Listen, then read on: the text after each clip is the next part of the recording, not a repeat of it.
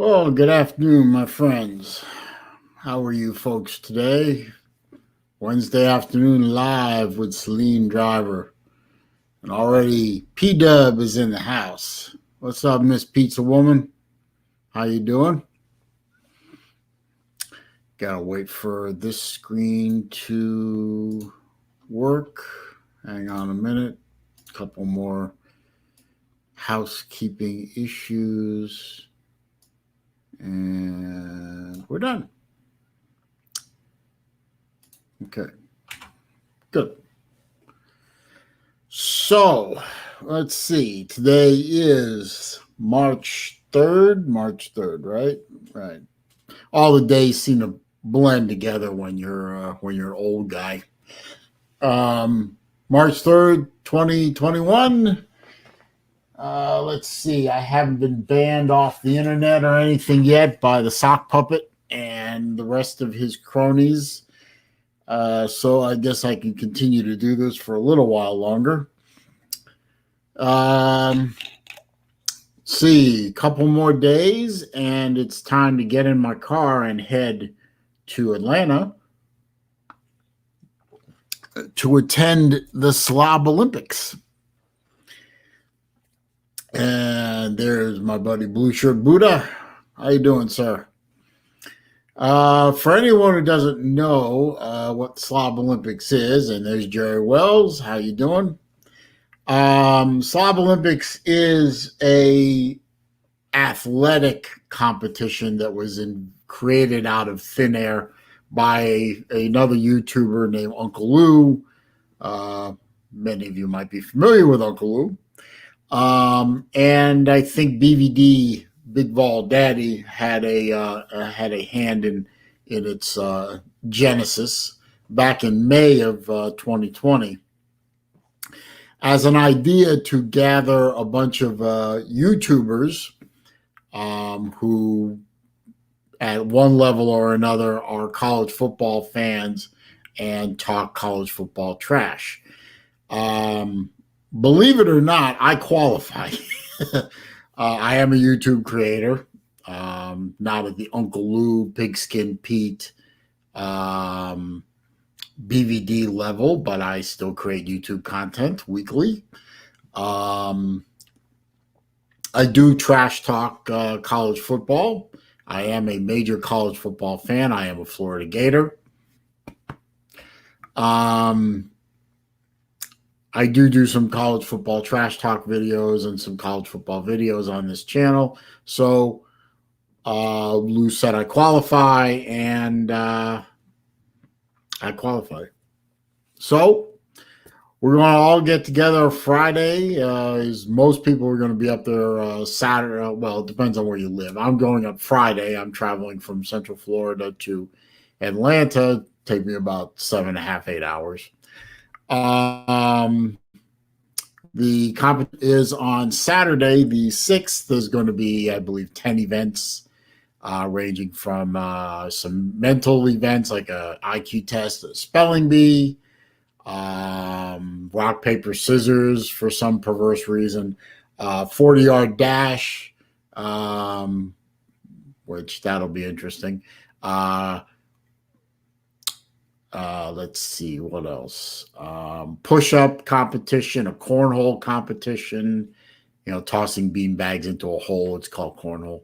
A couple other things, and culminating with all of us going into the College Football Hall of Fame, which is going to be right near where we are, and trying to kick a field goal, which should also be interesting since I don't think very many of us can do that. The reason it's called Slob Olympics is because we're all supposed to be fat, gluttonous internet slobs whose only real talent is trash talking about college football and eating chicken wings. So we'll see. Let's see who jumped in here. JetMech is here. How you doing? Yeah, playing fast and loose with the term athletic. That is for sure, JetMech. Shannon Mitchell jumped in. How you doing? Wilkie is here. He is playing off of something I post all the time every Wednesday since the sock puppet and the pole dancer were inaugurated, I've been saying every Wednesday, which was inauguration day, every Wednesday I've been asking, where's my free stuff? You know, the Marxists promised us all free stuff, free food, free college football, free, guaranteed income, free. I want my free stuff. Hey, the sock puppet said he was the president of all of us, even the ones who didn't support him. So I want my free stuff. Where's my 6 weeks? Where's my free stuff? You've got the money. You've got the printing presses. Come on, man, print me up some money. What's going on here? I'll take it. I want $100,000, and I want it in small bills. Let's go. Pay up, sock puppet. Let's do this thing. Oh, and I want it tax free too. Let's see. Albert Sancho's here. How you doing? And yeah, so far that's everyone is in here. Let's see. Got 5 people gave me the thumbs up. Thank you very much. And I've already got 1 thumbs down. So the trolls are definitely out there somewhere. So welcome to you, gutter skank, or crimson coward, or Uck, or whoever the hell is out there that doesn't like me, and I block them so they don't have to put up with them. So thanks for showing up. Appreciate it. But it's going to be a lot of fun at Slob Olympics. I'm going to get to meet now, of all the Slob Olympians that are coming there, and I think there's about, not including me, there's about 13 or 14 other ones. I've only met one of them in person, and that was Uncle Lou, and that was a year and a half ago at this point. I actually was able to go to his house. I actually was allowed to do a morning show. He does a morning show on the internet every Monday, Tuesday, Thursday, Friday morning, and he let me co-host the morning show from the studio, which was a lot of fun. It was a good honor. And then after that, I jumped in the car and drove home. But I'm looking forward to meeting all these guys. I've been talking to BVD and Jesse J and Break Dog Brett and Chess Hall. I've been talking to those guys for quite a while. Other guys like Kevin Cook, Coke Zero, as he's known, Neo, Pigskin Pete, a few others. I've been talking on and off to for over a couple of years now. But I finally get to meet all these people, and they finally get to meet me, which is probably no great honor for any of them, but that's all right. I'm not now. Lou and some other guys have put odds together of who's going to win all this. The guy who's favored to win this is a real character named D4 from D4 Sports. He's supposed to win this whole thing. I don't know. I'm not predicted to finish very well, owing to, I think everyone thinks I'm too old, and I'm more broken down to the other guys there. But I think there's 3 or 4 of us that are over 50. So I'm going to see if I can win the over 50 division. I think there's 4 of us, I think. So if I can beat the other guys that are over 50 and maybe crack the top 10, then I'll feel good about myself. But regardless, it's a great excuse to go meet these guys. Go eat some crappy food, hopefully not crappy in terms of it's bad food, but bad for you. And, go see the College Football Hall of Fame, hang out, shoot videos, generally have a good time. So I'm looking forward to that.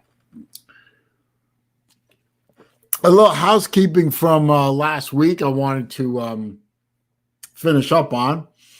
As you might remember, last week's video, which I believe was the I don't remember the date, but a week ago today, was my 1-year anniversary.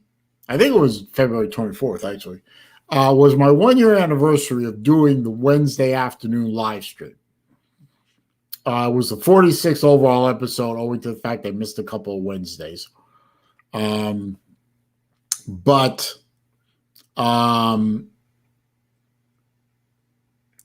did I did, in honor of that 1 year anniversary, I did a stealth contest. I didn't announce it. I just, whenever somebody came into the stream, I wrote their name down, and at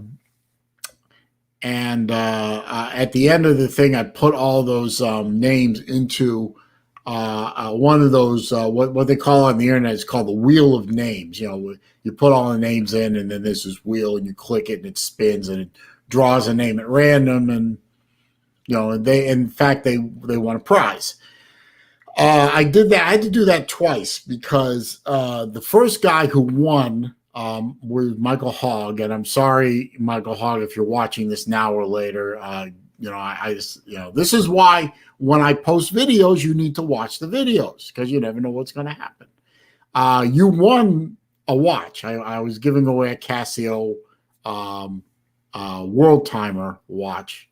It's a nice watch. It's not, you know, it's not anything that's going to knock the socks off of a watch collector, but it's a nice digital watch. It'll work great. Unfortunately, he didn't respond back, so I had to do a second drawing, and I did it. And I posted both videos so you can watch them. And it happened to be that a gentleman named Salida, Sports Live in the ATL, David, if you will, he won the watch and he claimed it. And he got it yesterday, Tuesday, the second. He posted a video about it. So he's got his watch and he's happy about it. I'm sorry that Michael Hogg didn't get the watch, but, you know, better luck next time, you know. And I'll be doing other contests again, so keep an eye out for that. But I just wanted to clean that up while I was sitting here before I go back into the comments and see who's going on. And let's see.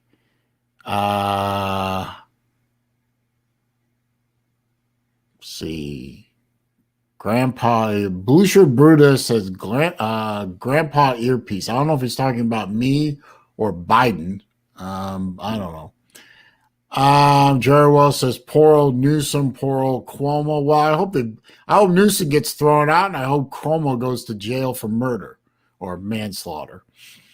Wilkie, thank you for the super chat, my friend. I appreciate that. He says, "Man up, Saleen. You're better than fourth to last. I want you top 10, top fucking 10. You're better than last." Well, I'm not going to come in last, okay? I think at twice his age, I'm more athletic than Chess Hall. Love you, Chess, if you're in here, but I'm hopefully going to beat Chess Hall.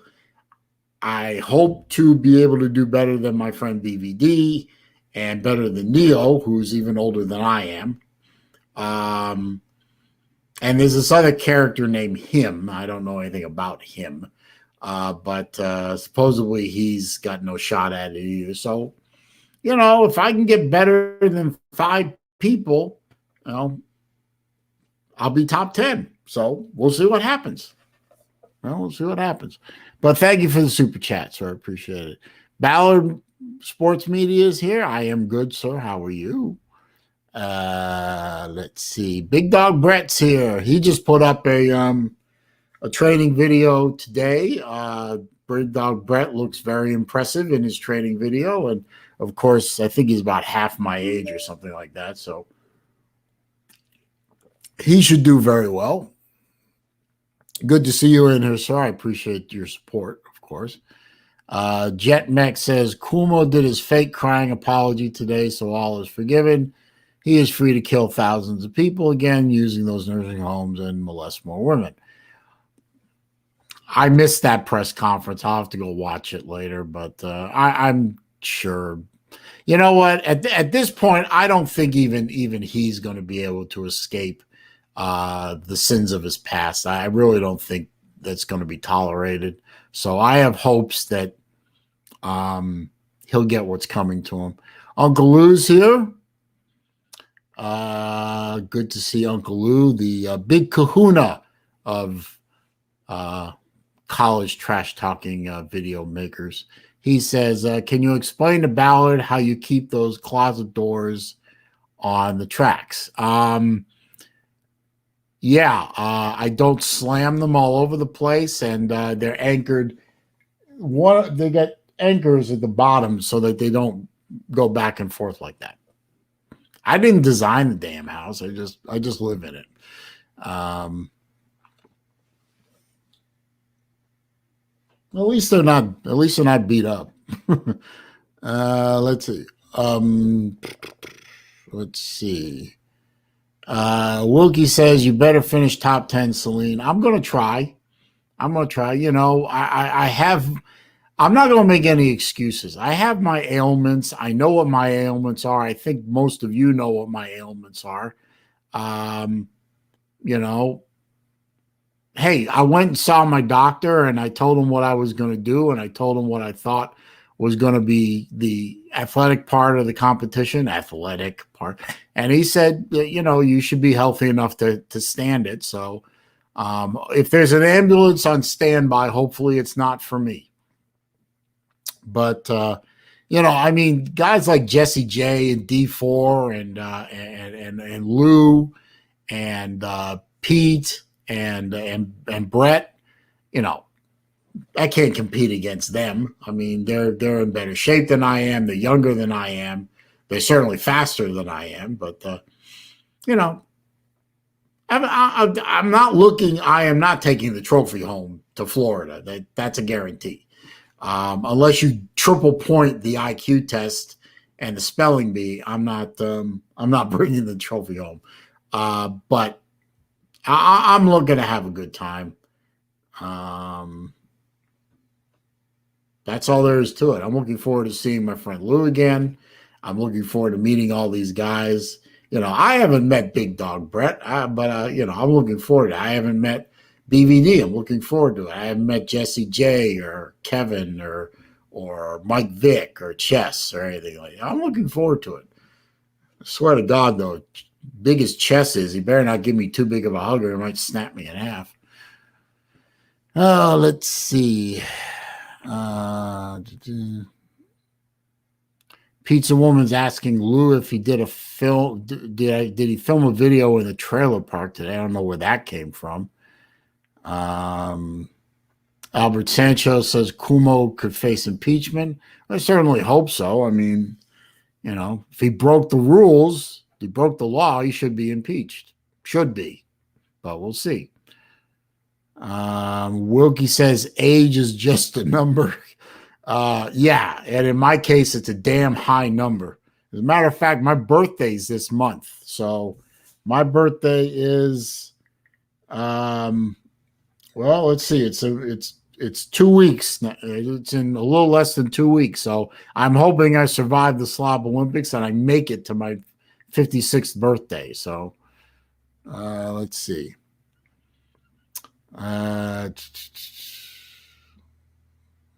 Big Dog Brett says, I told you can't have no cookies. Well, I haven't eaten any cookies. So, eat carbs.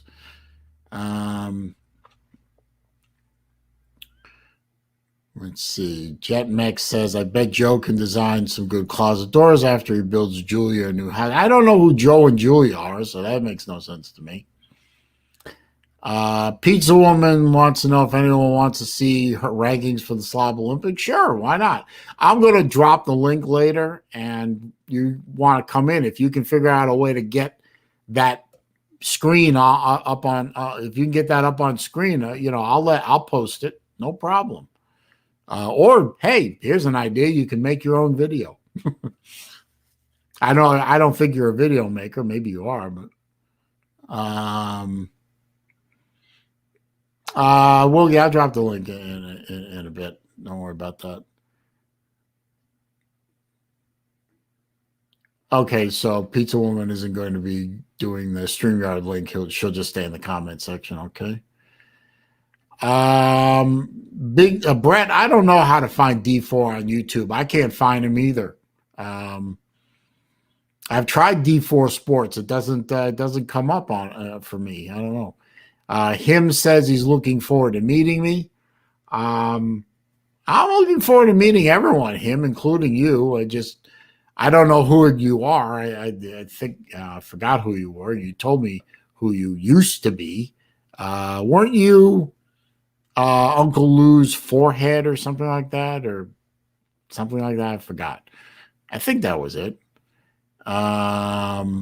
That pizza woman's right, Brett. Search Friday Night Beyond the Lights. I think that might get you to his channel. Jeb Meg says search for Good Morning Julia on YouTube and you'll see who Joe is. Okay, I'll do that later. Uncle Lou says if Cuomo gets impeached, would you consider a huge black eye on his legacy? What if he got impeached twice? I think I know where you're going with that, Lou. And hey, everyone still loves Slick Willie Clintax, and he was impeached. He wasn't convicted, but he was impeached. All an impeachment is like, it's like if you were indicted by a grand jury or if somebody filed charges against you, you know, just because somebody files charges against you means nothing. It means nothing. The conviction is what means something. Trump wasn't impeached. Trump wasn't convicted twice. Bill Clinton wasn't convicted. In fact, I think in the history of the presidency, only one president was ever convicted after impeachment. I believe that's right. So impeachment, yeah, it's a stain on the legacy. So what? Trump, I think Sean Hannity said it best. Trump could cure cancer and give the cure out for free to the entire American public, and the left would still hate him.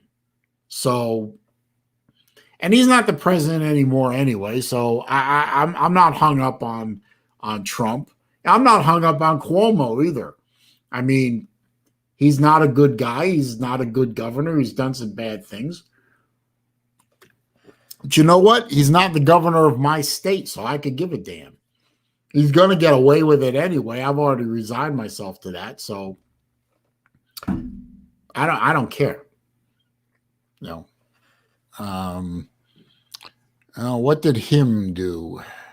Him did something. No, that wasn't it.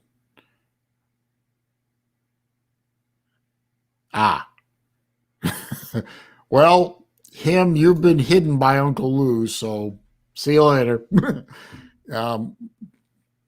Hey, Lou does that. So, you know, I think he's the only one I've allowed to hide people on my channel. No, I know you didn't mention Trump, Lou. You alluded to Trump. So, you know, I can read between the lines, sir. I can read the stitches on the fastball. So, let's see.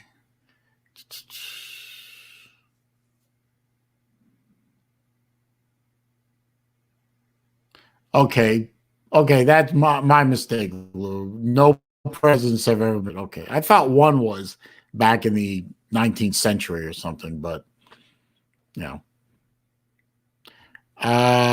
Jet Mech, you're right. Nixon probably would have been convicted by the Senate. That's mainly why he resigned. So yeah, but he was never in. He was never. It never got that far. So you know, we can make all the conjecture about things that never happened all we want. So Lou says typing time is over. See you in Atlanta. Well, I'm looking forward to seeing you in Atlanta, sir. Let's see. Him came back as Walter's forehead and tried again, and Lou killed him again. So,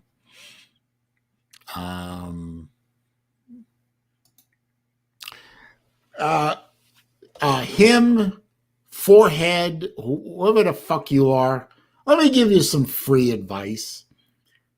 Don't bother and get. Well, for one thing, Lou's got a wrench and you don't. So if you even irritate him this much, he's going to kick you off the channel. That's But getting into a trash talking tete-a-tete with Lou, it's just not going to work because he's not going to quit.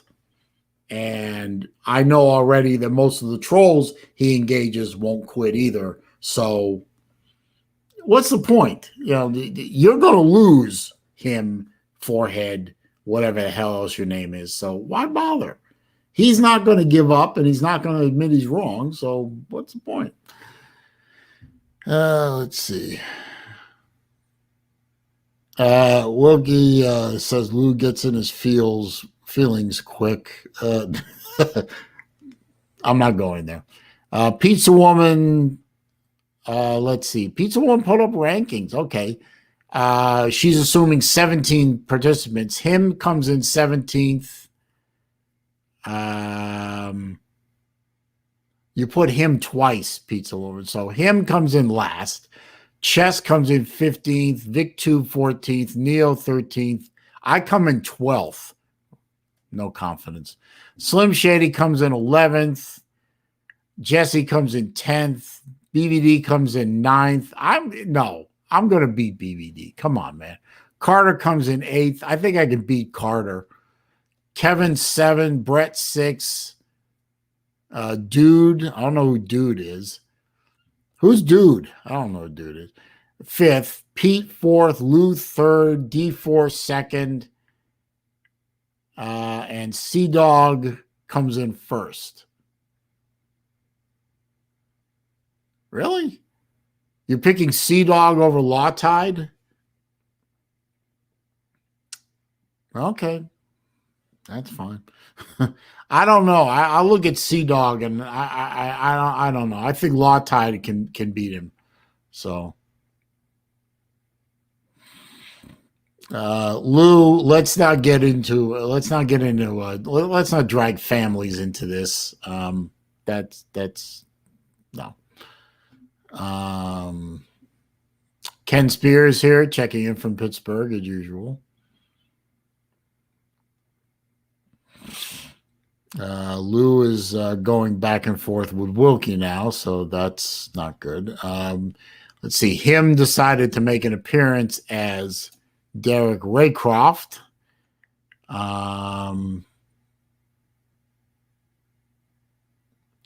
Yeah, okay. And let's see. Jetback is actually making a Gator joke. That's funny. Eric Gilbert is decommitted from Dollar General. That's funny. Let's see. And then Derek Raycroft was hidden by Uncle Lou, so that's fine.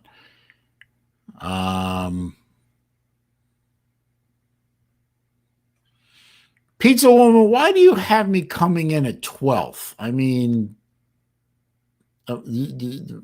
that's terrible. All right. Well, hey, you're entitled. I mean, have you got me in at 12th or 13th? I don't know. But what bothers me is you've got me coming in behind BVD. Okay, let me lay this out. Let me lay out my case for I can beat BVD. I weigh less. I'm more mobile than him. I don't smoke, and my diabetes is under better control than his. I love you, BVD, but you're not going to beat me in the 40.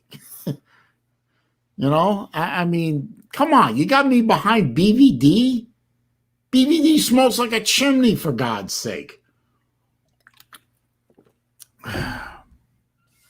Now, Pizza, don't change the rankings. If that's the way you see it, that's what. By the way, speaking of this, Jesse J is here. Chess Hall is here. That's cool. That's cool. Welcome, guys. I appreciate it. By the way, I've never taken an IQ test in my life. Honestly, I've never taken an IQ test. I don't know what they were about. But I decided just for the hell of it, based on one of the morning shows that Lou did, and his guest or somebody took an IQ test, a sample test, and I thought that's a good idea. I might as well take one online just to see what they look like, so I have some idea of what I'm getting myself into. And I took one just for the hell of it, and here's my score. Can you see that? That's not bad. That puts me well above average. That's pretty cool. I didn't think I was that smart.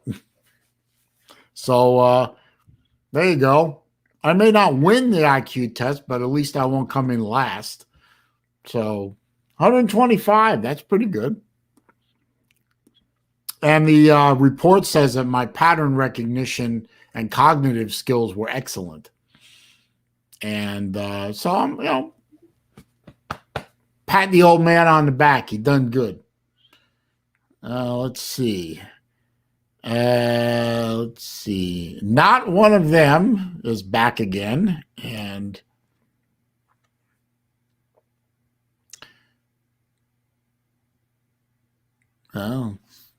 keep hiding them, Lou. Just keep going. Just keep killing them off. That's fine. Yeah, I printed it out, Lou. I mean, I could make up a number. I wanted to give you proof. Yeah, go ahead and laugh. I give you proof. Like I said, if I'm going to report that I did something, I'm going to show you proof of it. If I said to you that my car makes 550 horsepower at the rear wheels, and you didn't believe me, well, I can produce a dyno sheet that shows it. So if I say I made a 125 on an IQ test, half you guys aren't going to believe me anyway, so I printed it out. What's so funny about that? Jesus Christ. Man's just trash talking me to trash talk me. I don't understand that. I already have a frame, Lou. Thanks, though. I appreciate it. Wilkie says, glad I don't have to take an IQ test. I am too dumb. Well, you spelled too wrong. It's T-O-O.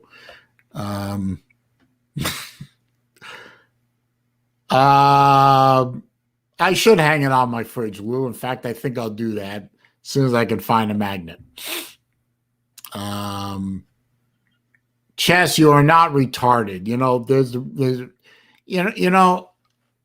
When I was in college, I was a pretty damn good student. I was a 375 student pretty much all the way through. But I only got an 1100 on my SAT because I don't standardize tests well. I do better on essay exams than I did on standardized exam, bubble and shit. So some people just don't test well. So you're not a retard. So stop it, sir. You're not. Your head's too big for you to be a retard. Sorry. Yeah, well, Wilkie, maybe you are too dumb to spell too because you misspelled it again. I don't know. What's wrong with you people? Hey, Lou, on Friday, I'm gonna call in about 8:30. Is that okay?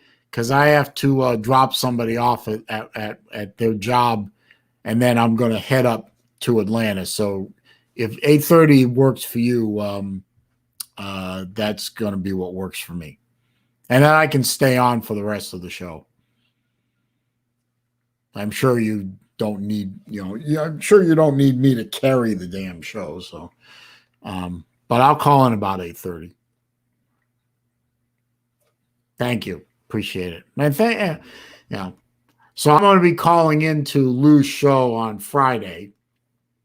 I'm actually going to be in the car driving up to the Slob Olympics. So I won't actually see the stream. All I'm doing is calling in using the car's sound system. So my hands will be on the wheel. I'll be safe.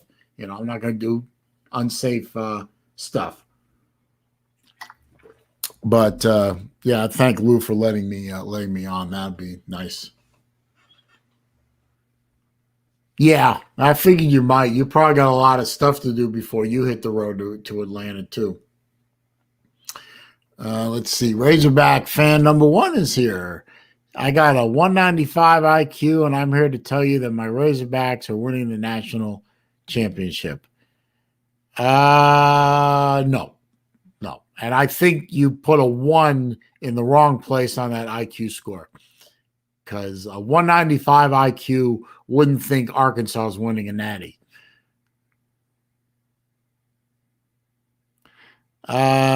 Chess Hall says he's ranked me at 12th, right above him. On okay, we'll see how the old man does. I think of the over 50 crowd, I'm going to win that. I think I'll be the best 50 and over guy in the Slob Olympics. So we'll see about that. That's really the only goal I have. Well, I have two goals in the Slob Olympics: trying to be the best 50 and over competitor overall, and leaving enough of me left over so that I can drive home on Sunday. Other than that, well, and finding a place that has good chicken wings.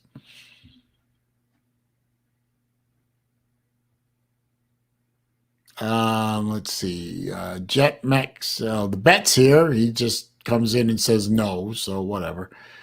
Jet Mex says big special from South Park on March 10th, and they've changed the spelling to South Park with a Q.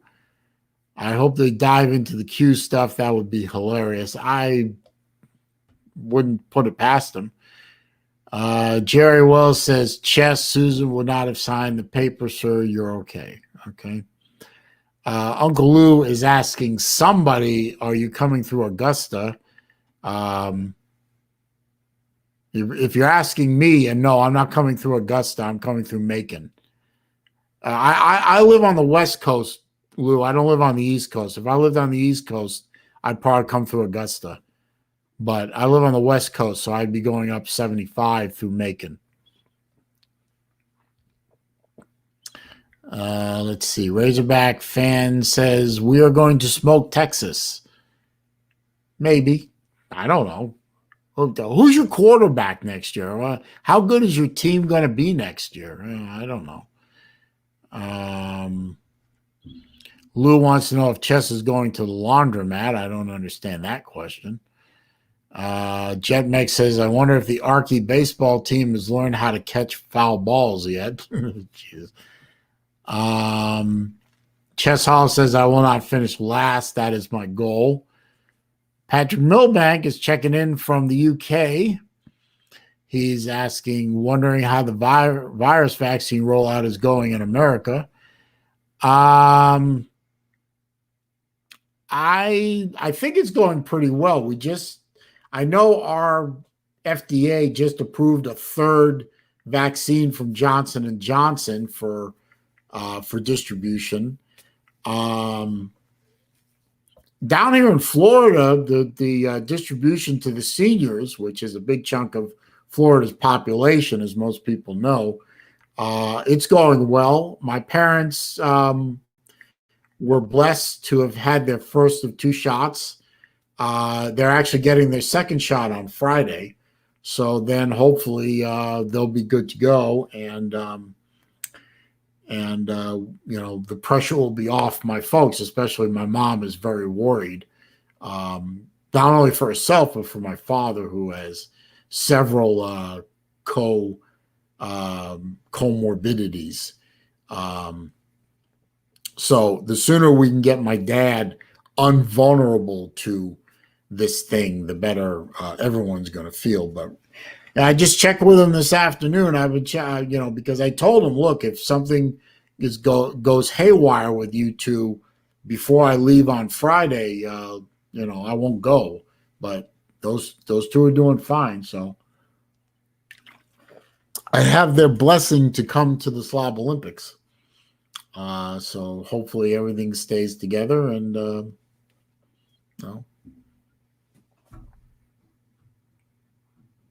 let's see. Let's see. Jet Mech is obviously one of those people who thinks that these shots are more about money making than anything else. And you know what? So what if it is? I never will understand some people's aversion to big companies making money. I mean, Apple, for example. Apple's a multi-billion-dollar corporation. They make money like they have their own printing press. They sell one of the most popular phones in the world. They sell the most popular pad in the world. Their computers sell like crazy. iTunes makes them a fortune, selling music and movies and podcasts and all. What's wrong with making a profit?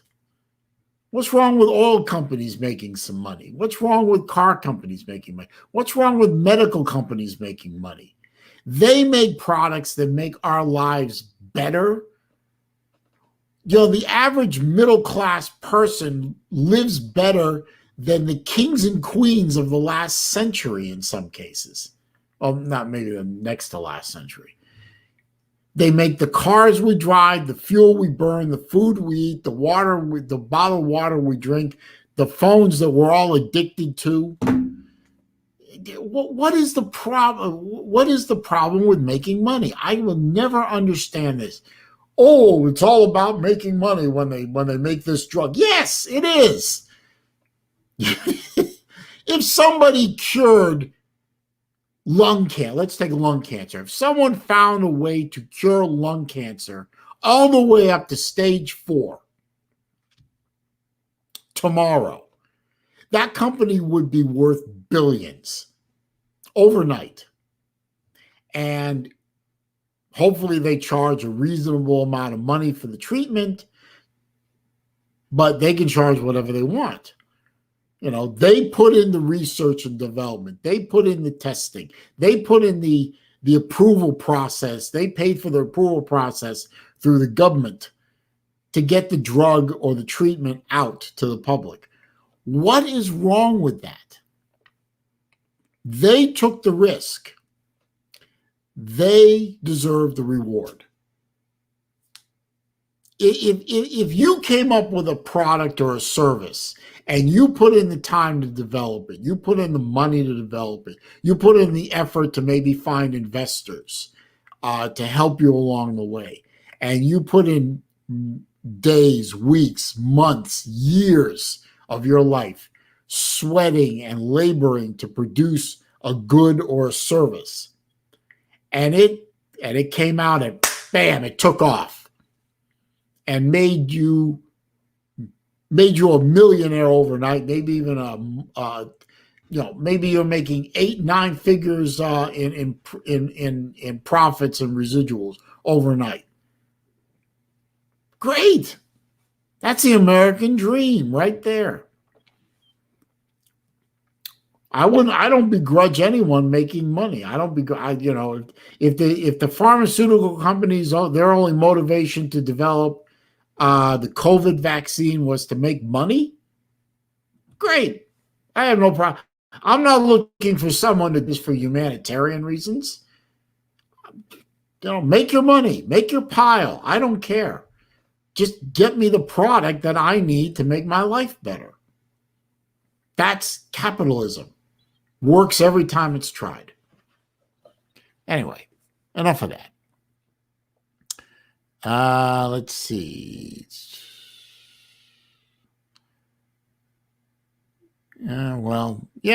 Pizza Woman Jet might indeed have a point, but again, I go back to the rant I just did about, why do we begrudge any size corporation or company or business to make money? Companies are not in business to service humanity and provide cradle-to-grave care for their employees. Pardon me. Companies exist for one reason: to make money and continue to exist. That's it. Everything else is above and beyond that. Companies exist to continue to exist. They're not out there to be humanitarians. They're not out there to, maybe some are. Maybe some are out to save the world. But you know what? If they save the world and make some money along the way, that's great. If all they want to do is, if all their motivation is to make money, that's fine too. Let's see. Bet's back just saying no. It doesn't contribute anything to the conversation. That's fine. Bald lady, wants to know if I'm attracted to bald women. That is the stupidest question I've ever heard. Please stop asking dumb questions. Apollo Man is here. Good day to you, sir. Thank you for stopping by. Razorback fan is very kind and rooting for me to win the Slob Olympics. I appreciate the support, sir. I really do, but that's not going to happen. I just want to, I just want to have some fun and not hurt myself. So thank you. Jet Mech wants to continue this. When you are dealing with medicine, there are ethics involved, not just money. My comment is not anti-capitalism. That's fine. I agree. Well, first, I understand when you say, and I believe you when you say your comment wasn't anti-capitalism. I was just trying to make a point. There are ethics involved in any business. You don't want to make a car, for example, that sells well and is such a weak frame that it breaks in half and kills somebody. You don't want to make a battery that gets so hot when you use it, it explodes. You don't want to make a medicine that when you take it and you have certain other existing conditions, it might cause an aneurysm and one of your arteries blows out in your neck and you bleed out internally. Yes, there are ethics involved in almost every single business. And people need to abide by those ethics. But once you've cleared the ethical issues, there's still, again, nothing wrong with making money. Now, I'll give you an example that's near and dear to my heart. I take a drug called metformin to help control my diabetes, type 2. And it's not a terribly expensive drug. Right now it's been out on the market so long. The developer of metformin has long since recouped their investment. And it's just, at this point, it's just covering the costs to manufacture the pill and then have a little profit. Or a lot of profit, I don't care. It doesn't cost me very much to renew prescription. As a matter of fact, I think one place in Florida, I think it was Publix, was actually giving metformin away for free because it was that ubiquitous and that cheap to make that Publix could afford to give it away for free. But I need that drug to help stay alive at this point in my life. So it's important to me that drug continues to be manufactured. Do I begrudge the manufacturer, whoever it might be? I think it might be SmithKline. I'm not sure. I don't honestly know. I think it was SmithKline. But they make money by selling drugs.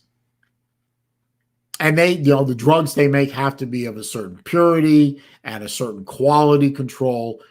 And that's the ethical part of making, just don't want to pump out pills that are defective and can do nothing for you and may actually end up in some cases killing a patient.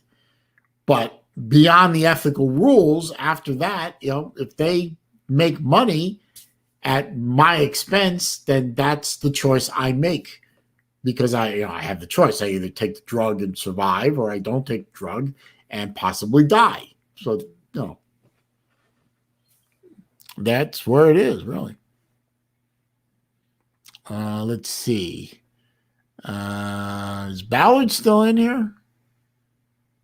I know Ballard's ready to get out of Florida. I don't think he likes it here very much. He wants to get back to Alabama with all the rest of his Saban sycophants.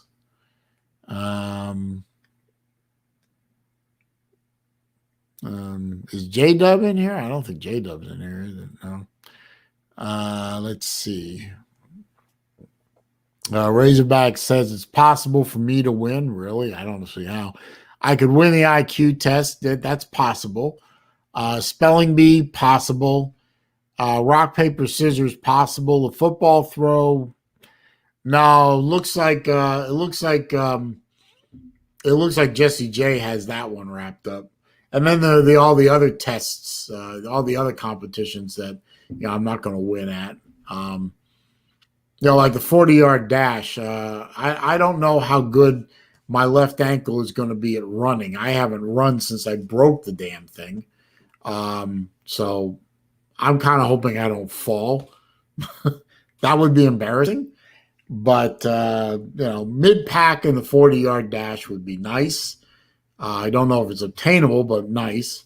Field goal kick, I've never kicked a field goal in my life, so I'm thinking low pack to last. I don't know.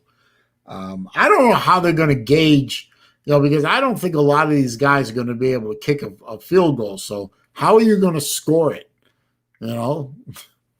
Everyone only gets one crack. Okay, if somebody gets through the uprights, they get points. But if you don't get through the uprights, you get nothing. That makes sense, I guess, but I don't know. Let's see. Brett, I think you're going to do better than 10th, good sir. I think. I think you're going to be 5th or 6th. Lou says he's coming in 4th. Lou has declared to everyone he's coming in 4th, so we'll see what he does. Let's see. Jerry Wells wants to know what my thoughts are on Ballard moving back to Alabama. I never gave it any thought, really. I mean, he's in Tampa now. He'll be in Alabama this weekend. Okay. I don't know why he's moving. I don't know why he came to Tampa. I don't know why he's going back to Alabama. I don't understand the dynamic. I'm not familiar with the dynamic, so I don't know. I don't know why the moving around stuff. So if Alabama is where he wants to be, then good for him. Hopefully he'll do a better job hanging that poster this time.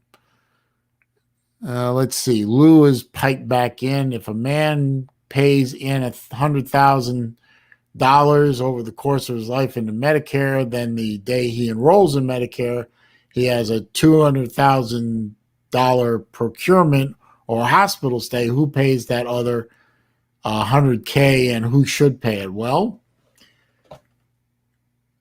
I mean, the answer to that, Lou. You're not stupid. I mean, it's a government-run program, so the government is going to pick up. Well, I mean, Medicare doesn't work that way anyway. I mean, Medicare, this goes to one of my careers, which was medical billing. So it doesn't work that way. It's not like you're paying into a savings account and then you draw against it when you need medical help. All you do when you use Medicare is, like any other insurance, you pay a premium, a monthly payment into the Medicare program. And then most people have what's called a Medicare secondary policy, because Medicare doesn't pay 100% of most procedures. They pay somewhere between 50 and 80%. So your secondary picks up the leftover. So what happens is, in the case of Medicare, like any other insurance, the patient comes in and gets treated.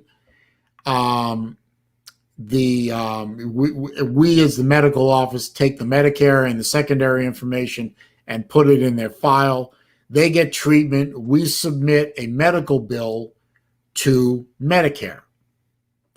Medicare determines by the tables that they have for each procedure, based on the procedure code, how much gets paid. The rest, like, let's say the procedure we submit as a medical office, we say the procedure costs $100. Well, this is the winking, blinking, and nodding thing that goes on between insurance companies and medical offices. This is where you get $100 Band-Aids and $50 aspirin, because the hospital or the medical office will charge an astronomical amount of money for a procedure that they know damn well they're going to get pennies on the dollar. So let's say we submit $100 worth of medical procedure to Medicare. Medicare looks at their tables and determines that the procedure actually only pays $50. I'm making numbers up. They pay $50. The procedure is paid $50. Medicare pays $40 of that and then automatically forwards the other $10 to the secondary, which is on file. The secondary then says, okay, Medicare paid their part, we'll pay the remainder. The office gets $50. The other $50 disappears into the ether because that's what it's supposed to do. That's the way medical billing works. It's a lot of winking and blinking and nodding and, yeah, nudge, nudge, say more, say no more, if you're familiar with Monty Python skits. So Medicare is not a savings account. Medicare is an insurance like anything else. The Medicare recipient pays a monthly premium. There's a small deductible at the beginning of the year, which is a pittance compared to most medical insurance programs. And then once the deductible is met, then Medicare, you submit to Medicare, they pay, they roll over the remainder to the secondary. If there is a secondary, the secondary pays off and the patient never sees a bill. That's the way it works. So now you know, if you even gave a damn. Uncle Lou clears up the Ballard thing, which is the parents are kicking him out. Okay, again, I don't know what's going on with Ballard, so I'll take Uncle Lou at his word.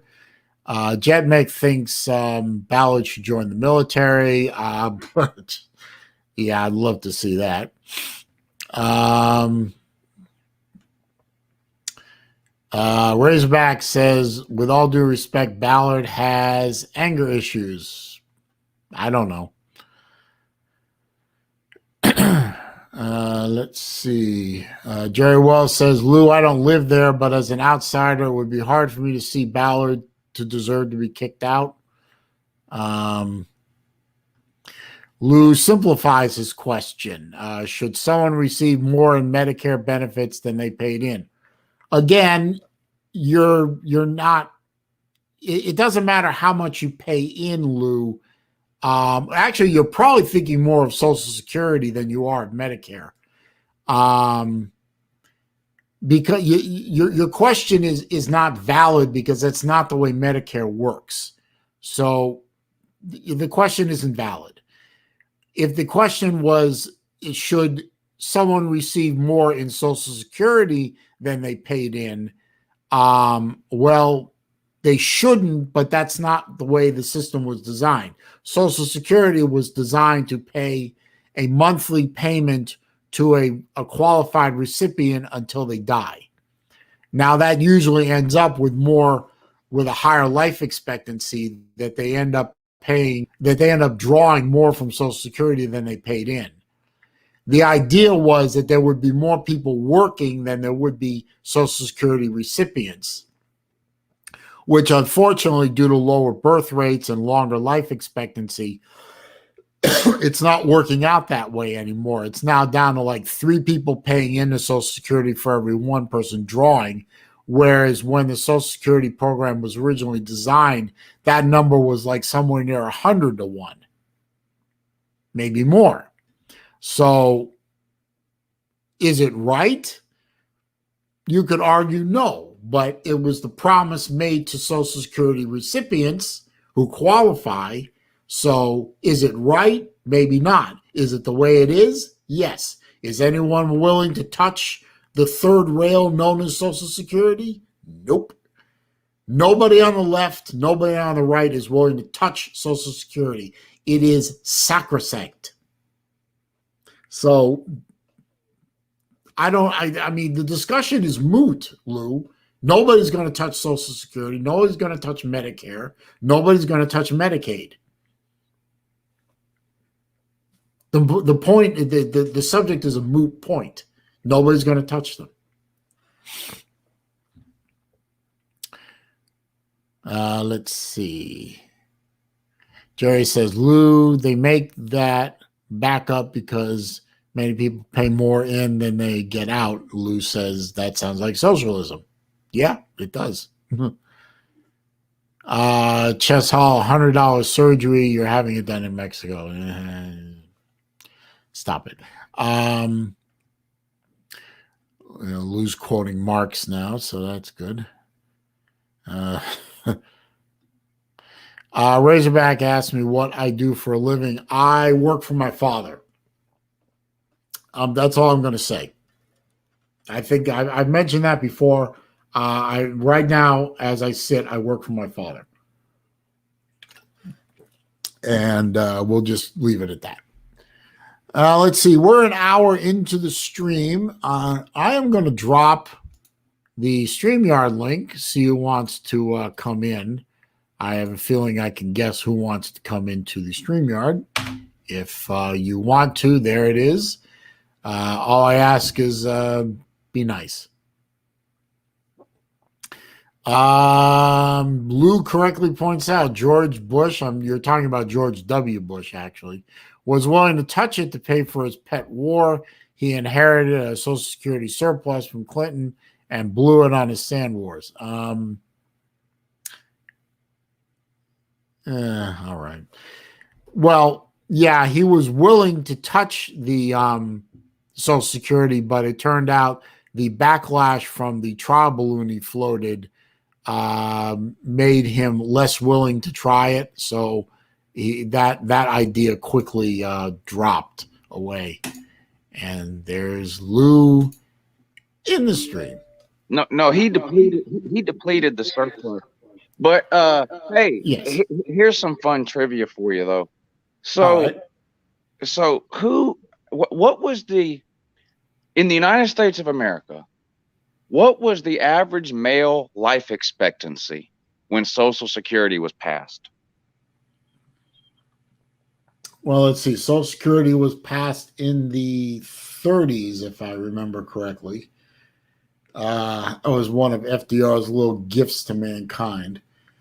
I don't remember the exact number, but I believe the average life expectancy was fairly low for men back then. I think it was in the low to mid 50s. It was 66. Oh, really? Okay. Well, I didn't know that. So Social Security was designed to pay for you for 1 year. Right. That's because the retirement age was 65 back. Well, it still is. You hit the nail on the head about neither the left or the right wants to do anything to fix it.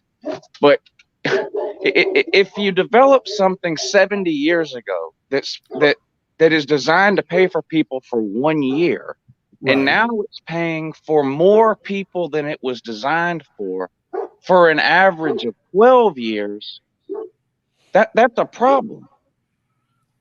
Yeah, I agree. I think I personally think the retirement age should be raised from 65. Now, I would raise it to 75, but I would do that in stages. I mean, don't do it all at once. Right. Yeah. I would say increase it 2 years. Every budget year, you would raise the retirement age 2 years and get it up to 75. And of course, to make people feel okay and more secure, grandfather in the people who were turning 65 during that transition phase. Yeah, and I wasn't confusing Social Security and Medicare. I was talking specifically about Medicare. I didn't think you were. I was just trying to give you an example. Social Security is guaranteed money if you reach the age. Yes. Medicare is not. No, it's not. It's an insurance program you have to sign up for, and you have to pay for it. Right, and you can even enroll in Medicare, not go to the doctor, and then a piano falls on your head a year later, You don't get any money back, and neither does your family. On Social Security, I can die when I'm 55 years old, and somebody's getting some of my Social Security money back. No, that's also very true. So, Social Security is an entitlement program that you pay into with your paychecks. It's called, on the paycheck, the line item is FICA. So you're paying into it all through your working years with the idea that you are paid back that money after you retire. Yeah. Medicare is not considered an entitlement program. Medicare is a standalone insurance program. You qualify for it when you turn, well, hell, some people are sending me Medicare supplemental insurance stuff now. So I think, if I wanted to get on Medicare, I probably could, although it would be a stretch for me at this stage. But it's a pay-in insurance program. Just like Blue Cross, just like United Healthcare, just like Aetna. It's cheaper because it's a government program and it's backed by the full faith and credit, whatever that means, of the U.S. government. So it's what is it? Subsidized insurance. But it is an insurance program. You have to buy it. You have to sign up for it. You have to buy it. And it doesn't cover everything, which is why, like my folks have Medicare now, and they also have to sign up and pay for Part B. You have to sign up and pay. You have to sign up and pay for Part B, not Part A. Exactly. Part A is automatic. You don't pay any. Once you turn 65, you don't pay anything for your Part A. You only pay for your Part B. But Part A is worthless.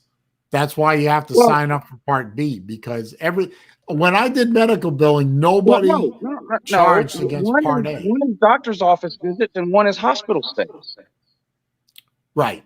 But everyone uses Part B to pay for their stuff. I mean, I did medical billing. Everyone uses Part B. Okay, well, I have an insurance license. If you go to the doctor, Part B pays for that. If you go to the hospital, Part A pays. Right, but most people are going to doctors, not hospitals. Part A is more. Part A is more for ER stuff. I mean, the ambulance ain't dropping people off at the doctor's office. Right. That's why Part A is for like ER drop or something like that. But most seniors are going to specialists at medical offices. For example, my dad, in a week, he has minimum 4 medical appointments every week. He has to go see his cardiologist. He's doing the wound care thing like BVD is doing. That's all Part B. Yeah, it's all Part B. Right. Part A is, like you said, Part A is hospital. You have a heart attack, that's Part A. Right. But other than that, it doesn't do you any good. The dialysis, that's Part A. If you have to get your leg cut off, that's Part A. But what I was getting at is you were talking about private businesses making money. So like health insurance companies, okay, they're in business to make money. Yeah. They're a business. They're taking on the risk. I pay in $500 over the course of a month or 2 months, whatever, and then I need a $10,000 surgery. They got to pay for it. Right. No questions asked. But with Medicare, I'm paying the government $100 a month for my entire life, whatever it is. Mm-hmm. Your Medicare and your Social Security tax are completely separate from your income tax or anything else. It's a separate line item on your tax bill. You specifically pay for Medicare and Social Security on your taxes. So let's say I pay a paycheck deduction, but not taxes. So let's say I pay in $100. Well, I don't get paycheck deduction, so I do. That's true. You're a 1099 guy, so I'm sorry, I forgot about that. Yeah. So but most people who get a check, it's a line item on their pay stub. Right. Yeah, you're different. I forgot about that. My apologies. If I pay the government, basically what I'm doing is I'm loaning the government, let's say $50,000. I don't know, over the course of my lifetime, I'm loaning the government $50,000 to keep for me in case I get sick when I'm 65. Now, what happens if when I turn 65, I need $100,000 surgery? Who pays for that? I only gave them $50,000. Right, but okay, I understood. I understand the scenario. I understand it clearly. The thing is Medicare is not it's not a health savings account. So there's not an account that's labeled Uncle Lou and has 50K in it. It's so you're not drawing against the money you put in. You're I know. drawing against the I'm money asking, that's is that in. right? Is that okay with you? Is what I'm asking. Is it okay with you that I only pay in $50,000 into Right. Medicare over the course of my lifetime, and then the day I turn 66, I need a $200,000 surgery, Uh-huh. and everybody that's in their 30s has to pay for that? Is that fair to you? Okay. Is it fair? Is it right?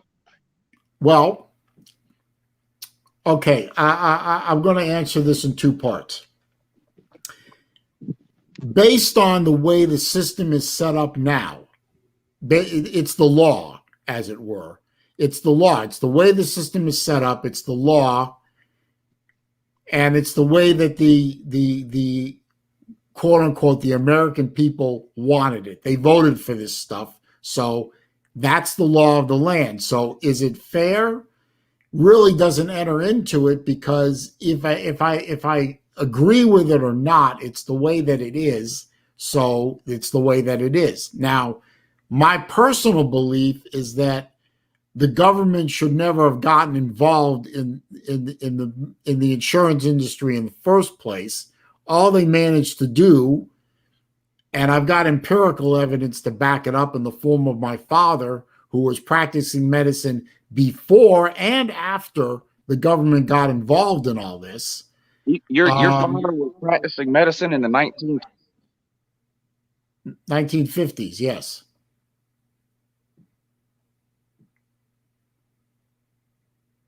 He was beginning his medical practice in the late 50s as a resident. Anyway, the government getting involved in the insurance industry was, I believe, one of the main reasons why costs were jacked up so high. And I gave you the example of, why, people always ask, why do hospitals charge $50 for aspirin or $10 for a Band-Aid? It's ridiculous. It's silly. It makes no sense until you understand the medical insurance game that's being played. You charge $10 for a Band-Aid knowing damn well the insurance company is only going to pay $2. I'm making numbers up, obviously. So he's gone. Anyway, I'll finish the story. And Mike Vick does point out, because they can't. I mean, you can charge whatever you want to an insurance company for any procedure or any device that you use on a patient. That doesn't matter. You could charge $10,000 for an IV bag if you want to, but the insurance company has their own pay scale, their own pay. Scale is a good enough word. They have their own tables of what they're going to pay for procedures, for medical devices, for equipment, for all these things. They say, well, an IV bag's only worth $10.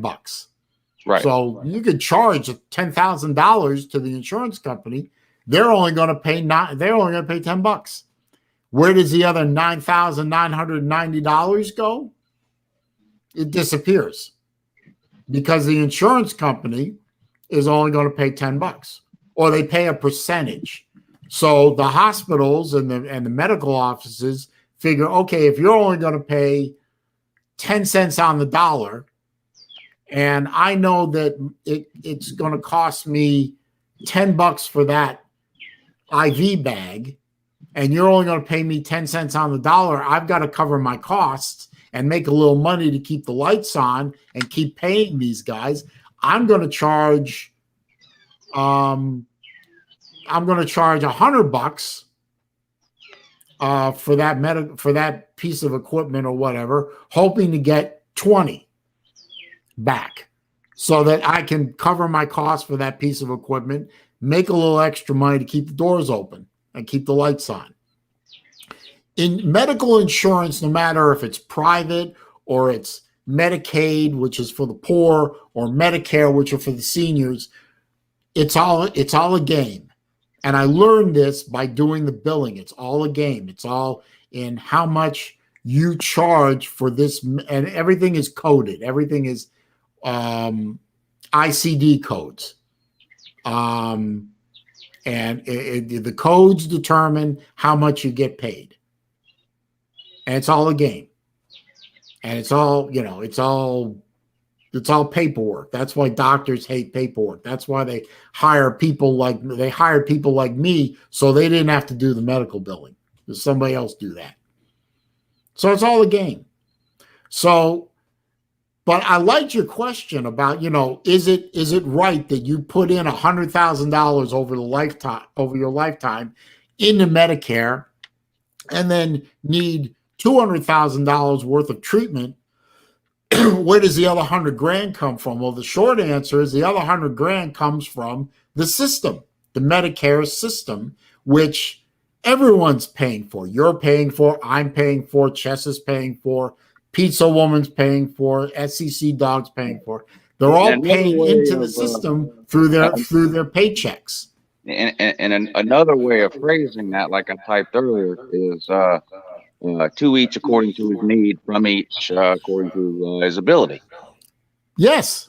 Right. Yes, it is. The 70-year-old, in theory anyway, can't work anymore. So the 35-year-old has to pay for his medical care. Right. And that was and that was where they coined the term socialized medicine.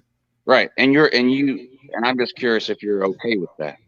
No, I'm not. Okay. Again, whether I'm okay with it or not, it's the law of the land. So, we're stuck with it. Now, I didn't like the idea of the government getting involved. All they did was drive up the cost and drive up the complication of giving medical treatment.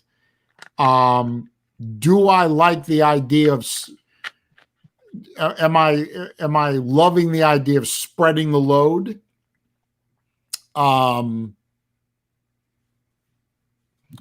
You could make the argument that it does make everything easier on everyone if everyone contributes, because everyone's going to use medical care in their lifetime. So being able to spread the load out among a population is, can be argued to be a good thing for the society as a whole. If we got rid of it, if we got rid of the whole thing and everyone had to pay their own way in medicine, there's going to be people that can't afford it. And, what do we do with them? I mean, charities and churches and synagogues and mosques, doing charity work and helping those people out can only go so far. So, a lot of these people that are not on Medicare right now, but they're young, but they need. Do you think it was a mistake? Do you think it was a mistake during World War II to start tying people's health insurance to their employment? Yes, but I understand why they did it, because they froze wages and benefit. Well, they're not benefits. They froze wages for the war production so that war production costs wouldn't spiral out of control. So companies needed incentives to hire the best and the brightest, and so that their competitors didn't get them. So they started giving out benefits, and one of the benefits was insurance. Medical insurance, stock options, bonus. Well, not bonuses, but you get the idea. These things came about as a result of World War II wage and price controls. So they needed to do these benefits to attract better people. Right. So, again, the government got involved where it didn't need to be, which is in the case here of wages. and they caused an artificial schism in business, and business had to react in a way that I mean, every time the government does something to business, business has to react to it, in a way to stay in business. And that's a perfect example of it. They couldn't pay people anymore, but there was nothing in the law that says that they couldn't give them health insurance. There wasn't anything in the law that says they couldn't give them stocks. They couldn't give them life insurance. They couldn't do a whole bunch of things. So that's where you got wages and benefits. What do you feel about there being some kind of a public option that people could buy into so that they could get into a large pool and actually afford health insurance? A large what? Pool? A large pool, a public option. Oh, okay. Is this a quiz of some kind? Am I getting scored here? Why can't Blue Cross on its own forget to go? Just say, we're going to create a public option health insurance plan, and if you don't have insurance through your employer and you want health insurance at an affordable rate, you can join this public option plan, and we'll put you in a pool with another 1 million people. Because that's if you don't get insurance through your employer, you can't afford insurance. That's the problem. A lot of people don't even know your employer pays half your health insurance premium every month. Actually, they have those things right now. There are two things about what you're talking about. The one is health savings accounts. They do exist, and they exist. There's also there was I forgot where the guy was, and I know you don't like this guy, but I'm sure you've heard of Sean Hannity. Yeah. Okay. Sean Hannity has had this one doctor on. He's from a small city. I wish I could remember his name, but he created this option, if you will, where you pay to his practice a flat monthly fee. I think it was actually a very low number. I think it was like it could be as low as $50 a month. And it's you and a whole bunch of other folks all paying into this medical office a flat fee for general health care. And there were wellness programs around it and all kinds of things to promote, good health and good practices in your life. And there was also in the fee, there was also deep discounts on prescription drugs because the guy went out and negotiated prescription drug prices with local pharmacies and pharmaceuticals. And if you needed something major, some kind of major procedure, the insurance component of this flat fee service, and I wish I could remember its name, covered it. So that was a private version of what you're talking about. And then there's also what is the name of this? But insurance works off the law of large numbers. You need a bigger pool. I mean, that plan you're talking about might work in Mayberry, but one doctor choosing to privately insure a town of 100 people. Yeah, but that thing has been franchised all over the country. Yeah, they franchise it all over the country. And then there's this other insurance company. It's religious based. I wish I could remember its name. Say no more, fam. No, but it's the same principle. You go there, he lay his hands on you. No, it's not that. But it's more. They restrict their members to MediShare. That's what it's called, MediShare. Yeah. You're sitting in the waiting room. They passing a gold plate around. Everybody's putting their $50 in. No, not really. But what you do is you join. It's what they call a health. It's a medical cost sharing thing. It's sort of like Medicare but private. Now why can't an insurance company do that on a national scale? If I work for AT&T Well, Okay, I do know why. I do know why. I do know Blue why. Cross, I know the answer to that. Blue Cross or whoever is going to insure 100,000 AT&T employees at Right. $350 a month per person. Right. Age, sex, health condition, none of that matters. Right. $350 a month per person because you're giving us 100,000 customers. Then the Mhm. employee pays 175 and AT&T pays 175 and everybody's happy. But then you quit AT&T, you call Blue Cross and you say, "Hey, I want that insurance I had for 175 a month." And they say, "Well, actually it's not 175 a month, it was 350. AT&T was paying the other 175, but actually it's not even 350 because now we're insuring only you, so it's 650." Okay. Here's the problem with that. What you're talking about is a great idea. Actually, I like the idea of being able to do that. The problem is health insurance, unfortunately, is not transportable. You can't set up. Let's say I live in well, I do live in Florida. Let's say I live in Florida, but I know that an insurance policy that I like that would be perfect for me. Let's say Blue Cross of Florida has it at $500 a month with a reasonable deductible and all that. Same plan, same deductible, everything else is available in Georgia for $300 a month. Now, why can't I, as a Floridian, call up an insurance agent in Georgia and say, "Give me that policy"? Well, You know because like you why? said, health insurance is not transferable across Right. state lines. Yeah. You can't buy insurance all over state lines. Right. Why? Obama tried to change that, but the Republicans thought it was a terrible idea.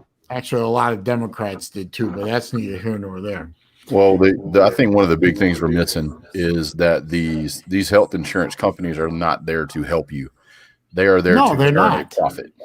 Right. As a matter of And I'm fact, okay with them making money, but which is fine. problem But is the we problem is that it's so ingrained that to get health insurance you have to get a job somewhere. They give you the health insurance, and then Right. people develop this mentality. Like the average person walking around right now thinks health insurance costs about $150 a month, and that's just not realistic. No, That's it not is. the real cost of health.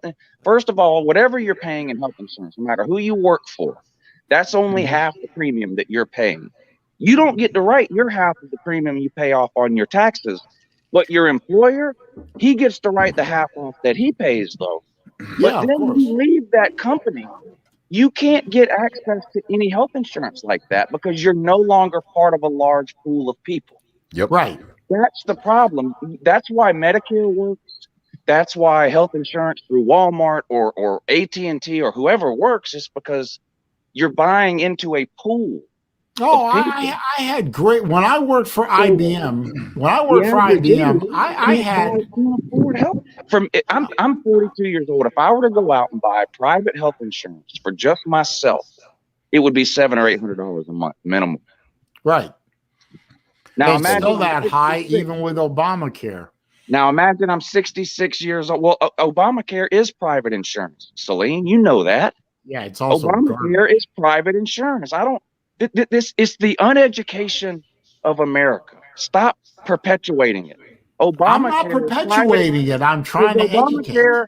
Obamacare private insurance? No, well, yeah, it Yes. is. Yeah. Yes, it's private insurance. It's through Blue Cross and United Healthcare and whoever else. It's not Medicare. No, it Medicare is isn't. government insurance. And if you poll every American, and they do this every year, guess which insurance plan receives the highest satisfaction scores of any insurance plan in this country every single year? Blue Cross and Blue Shield. Medicare. No, Medicare, actually. Medicare has Unfortunately. the highest satisfaction rate of any health insurance company or plan in this country, year in and year out. And it is the only true government healthcare plan that we have: Medicare, Medicaid, and VA. So I'm gonna tell you VA. guys Well, the VA a quick is terrible. story here. The VA hospital system is terrible. Yes. Yeah. People get that confused What with they should insurance. do with the The VA is hospital system disband with the them. VA is terrible.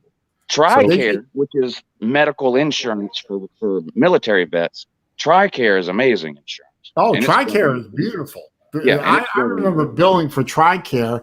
TRICARE never argued, and they paid really well. The problem with that's government Medicare, healthcare. the problem with Medicare, and even worse with Medicaid, is their payouts are shit.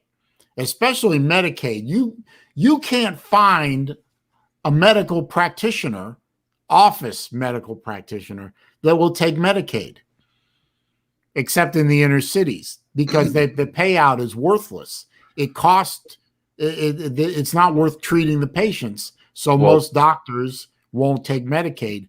They'll take Medicare because even though the payouts aren't great compared to private insurance, in Florida anyway, I mean, there are so many seniors in Florida that, it becomes profitable to take Medicare because there's so many of them. They may not pay out great, but there's a ton of them. Well, one of the biggest problems we have is that when you look at companies like Blue Cross and Blue Shield and Aetna and all these other companies, I understand their company. I understand they got a profit, but Blue Cross and Blue Shield of Illinois profited $4.1 billion. That is a profit in 1 year by one insurance company in Illinois.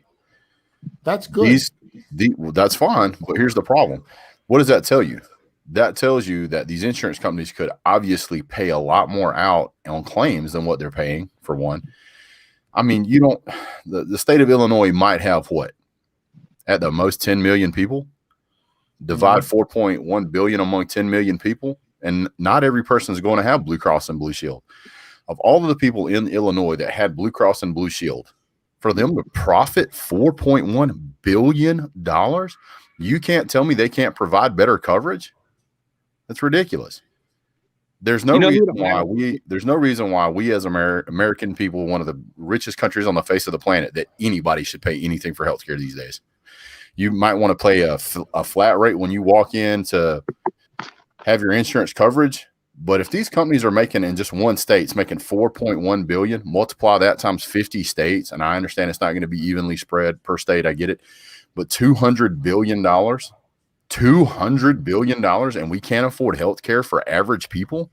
Get out of here. There's tons of people down there that are disabled. There are tons of people that need health care, and they struggle to get it because either the government won't give it to them or they won't take care of people that have insurance. For instance, I just left my old job. I was fortunate enough to get a really good job with a really good company. My old company, which is a Fortune 500 company, I had the top of the line insurance. They had best of the best. I go to get a prescription medication for my daughter because she has acid reflux as a baby. For me to get that product was $133 after the insurance covered it, quote unquote, covered it. It was $400 and something without insurance. All right, something's definitely wrong here because the prescription that my daughter got was for famotidine, which is Pepcid AC mixed into an oral suspension. You can buy a whole bottle of that crap off the shelf for like $9. So explain to me why it's so damn expensive. Now, also, if you call the pharmacy across the street that my insurance company does not do business with, the cost, the cash price out the door was $105. The insurance, the way it's set up now, is a freaking scam. And people are getting ripped off left and right. Nobody wants to point the finger at the insurance company.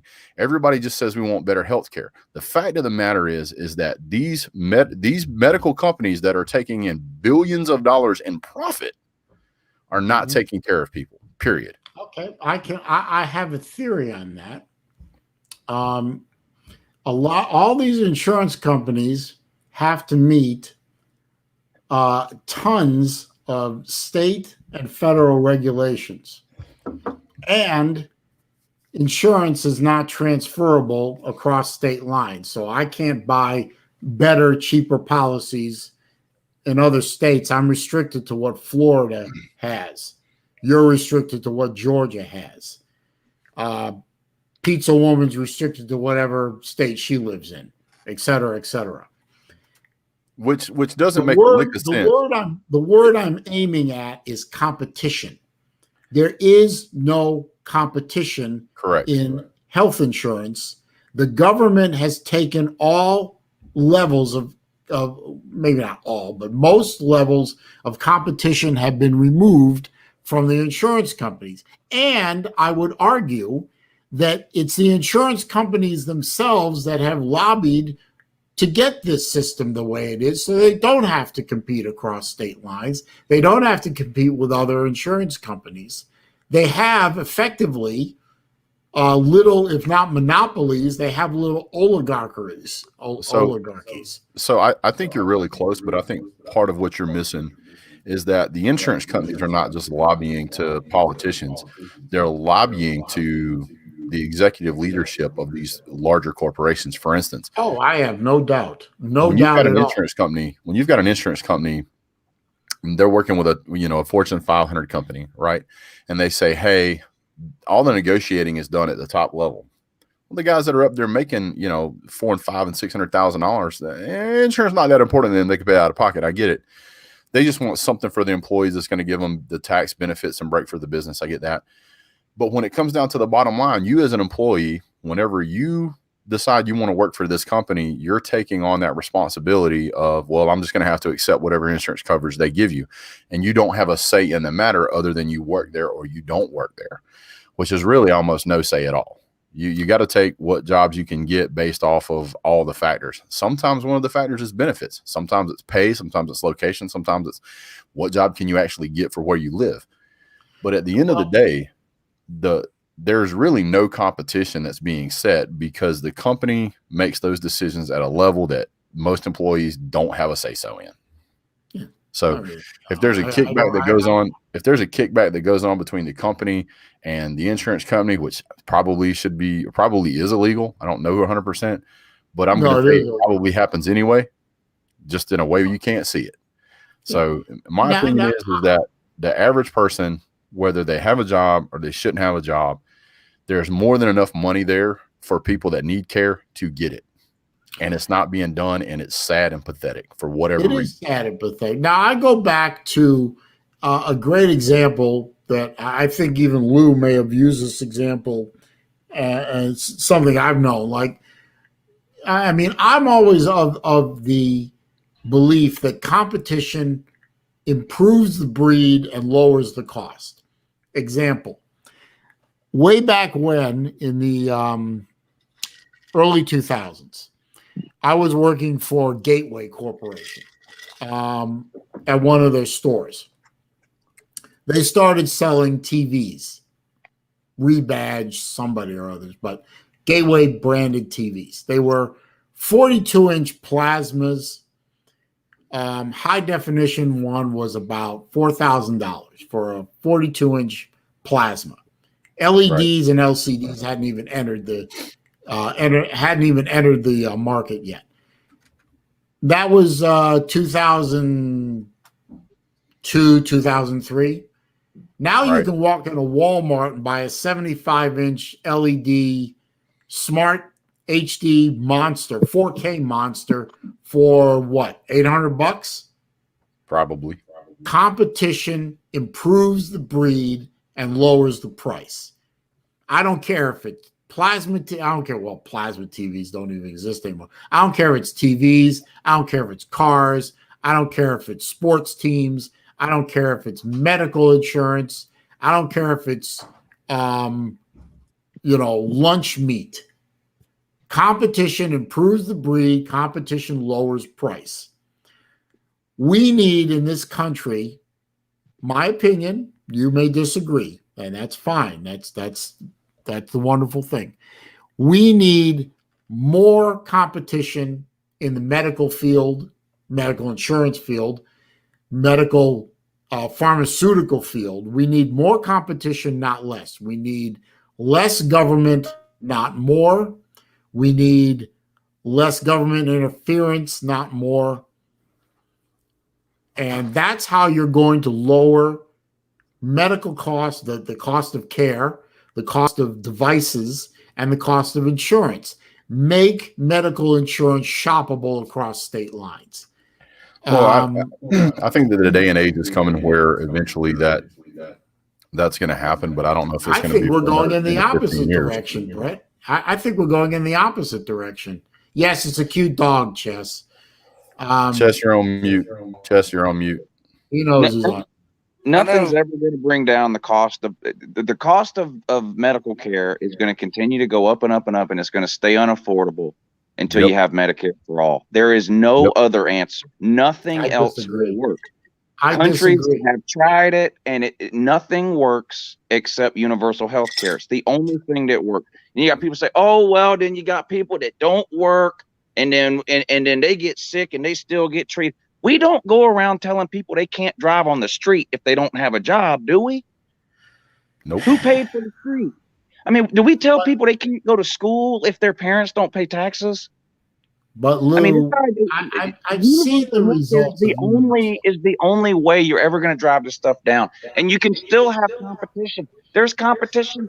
Some of the most competitive healthcare in this country takes place in the Medicare market. In fact, it is the most competitive.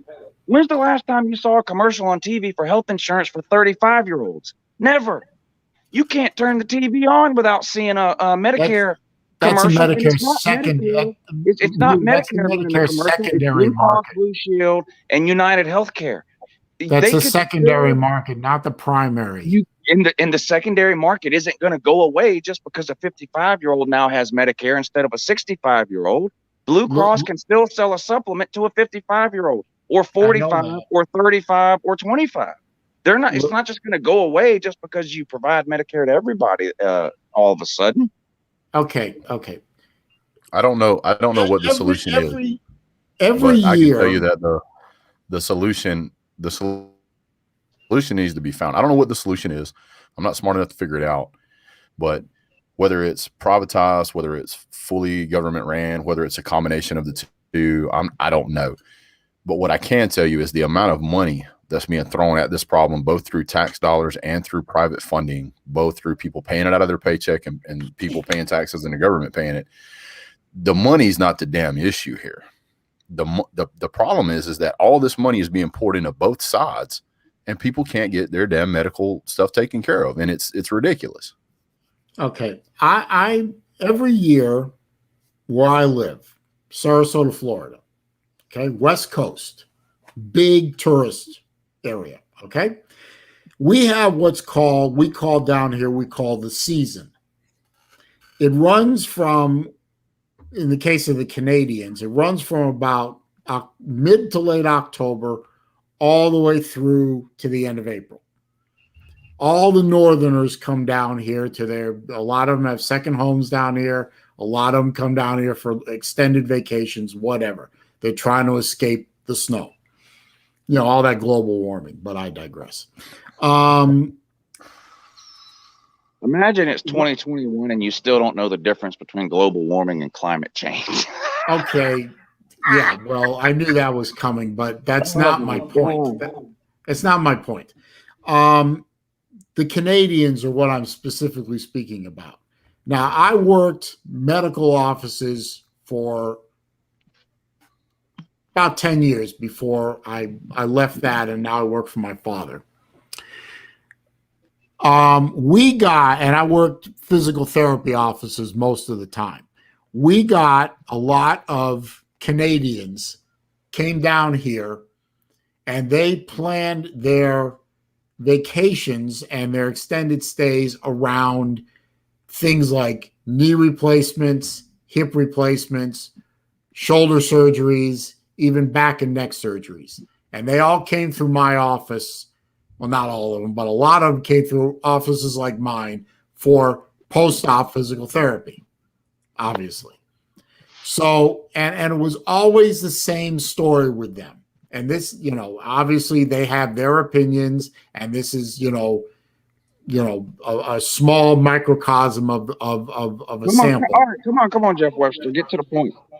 The point is, they have in Canada, Jeff Webster, funny guy. They have in Canada a universal health care program. They also have for example, a knee replacement. I talked to one patient. He was on a list to get a knee replacement. The line was 12 months long. Several patients told me the waiting list to get a hip replacement was 9 months. If you need a hip replacement or a knee replacement in America, even with Medicare as your insurance, you set the appointment, you get the examination, and you're probably on the table within a week. What if you don't have insurance? Their universal program was overwhelmed. And why do Americans go stand in line in Canada for their prescription drugs? I mean, this goes both ways. Yes, it does go both ways. But my point is that Canada is a country of 25 or 30 million versus a 330 million population country like America. If universal health care doesn't work in a population a tenth the size of ours, how's it going to work for a country this big? Has a country ever gone from universal health care back to non-universal health care? Has that ever happened in the history of mankind? No, and I'll tell you why. Because once you give a government power, they never relinquish it. Right. That's an easy question to answer. Come on, Lou. Right. Come on, you know the answer to that. Great Britain has the national health insurance, national health, what is it called? What is it called? NHS, National Healthcare Service. Healthcare makes the top 5 list of biggest complaints in America every single year. Oh, I agree with that. We're the only civilized country that doesn't have universal healthcare. But we are also the country where all the other people come to for their health care. That's just not true. It is true. I saw it every year for 10 years. SaleenDriver, an anecdotal story from you working at a knee replacement place in South Florida where the average age is 85 years old does not draw out to be true for the entire world, sir. No, I didn't say it was. I said it was a small microcosm. Rewind. Okay, have you ever heard a story of someone going to India to seek Eastern medicine? Have you ever heard a story? Does that mean that Eastern India is doing it right and we're doing it wrong? Because there's somebody somewhere in America that went to Eastern India one time and had some ashes rubbed on his forehead to cure his brain cancer. Does that mean that they're doing it right and we're doing it wrong? No, it means somebody went from Canada to Florida in the wintertime and had a knee surgery. Right, which they couldn't get in Canada. That was the point. Okay. Yeah, they were on a waiting list for 12 months. They couldn't get a knee replacement. They were in agony. On waiting lists in America right now for all sorts of things. I didn't say it was perfect, Lou. I was just giving you an example. Universal health care doesn't always work to the patients. Then why has no one ever gone away from it, ever? Because nobody wants to give up that level of power once they get it. Who has the power in a system? The government has the power. There's a government agent at the hospital telling people how long they have to wait for their knee replacement. No, not a government agent, but the hospital. The hospitals in a universal healthcare system, the governments are the hospitals are beholden to government money and government regulations of how they can distribute healthcare. 95% of the hospitals in this country are beholden to government regulation already. Yes, they are, but they're not being told that they can't give treatment. Yes, they are. You told us that if the doctor does Medicare assignment, if the doctor at a hospital doesn't agree to accept assignment, what happens? No, Medicaid, not Medicare. Medicare has assignment too. If a doctor or a hospital doesn't agree to accept assignment, what happens to the Medicare patient? They can't be seen there. Not at that hospital, but that's the hospital's choice, not the. Are hospitals in Canada private or public? Public, for the most part. They're government run. Hospitals in Canada are privately owned. Yeah. Hospitals in America are privately owned. How many hospitals in America does the government own? Well, all the VA hospitals, that's for sure. All right, not government owned, but they are beholden to government policy, and Why? that's true in America as it is elsewhere. It's the Why? level of the policy Why involvement that we're can't talking people? about here. Why can't people wrap their head around the difference between government insurance and government health care? Why don't? Why do What's the people think difference those then? two? Educate What's the us. difference? You don't know what the difference between health care and insurance is? I know what the difference is. You said people can't wrap your head around it, so tell us. I know the difference. Health care is the service you receive. Right. Insurance is the whoever you're paying your premium to. Right. Okay. They're Well, not the same. So if you no, I have, know they're not the same. if I'm on Medicare right now, do I have to go to a government hospital? No, you have to go to a hospital or medical practice that accepts your insurance. Okay. And if I'm on Blue Cross Blue Shield, don't I still have to go to a hospital that accepts Blue Cross Blue Shield? Yep, they're called in-network. Yes. Yeah. So what's Yes. like that's insurance. But also, The you're healthcare forgetting that I one other. receive You're is the forgetting one healthcare other I receive is independent of that. If I Lou, have a you are government forgetting one insurance other plan, component. if I have a Lou, government insurance plan, I'm not receiving government health care. My health care Lou, isn't my insurance. yes, I know that. You're also forgetting one other component. Emergency rooms are required to see patients regardless of insurance or ability to pay. That must really piss you off. No, that to me makes perfect sense because it's an emergency. You don't have time to be filling out paperwork and finding out if the insurance if the hospital you end up at is in network. Yeah, but here's the problem with with that statement that you just made, Saleen, is that just because somebody walks into the emergency room doesn't necessarily mean it's an emergency. So what can end up happening is people can quote unquote abuse that system. I know that. That's well known. There's benefits to both sides of the coin. The benefit that you can say because it's privatized is that you can say, well, we can get healthcare faster. That's great. One of the things that you might want to consider is that when you look at the countries in the world that are ranked in the top 5, all top 5 are all government ran healthcare. Canada, Denmark, Sweden, Norway, and Germany are all government ran. That is the top 5 in the world. Now here's the other flip side of the coin. Here's the downside. Yes, there's often a waiting list for most of these places. Canada gets beat up a lot because their waiting list is much longer than some of the other places. But Canada's number 1 in the world in healthcare.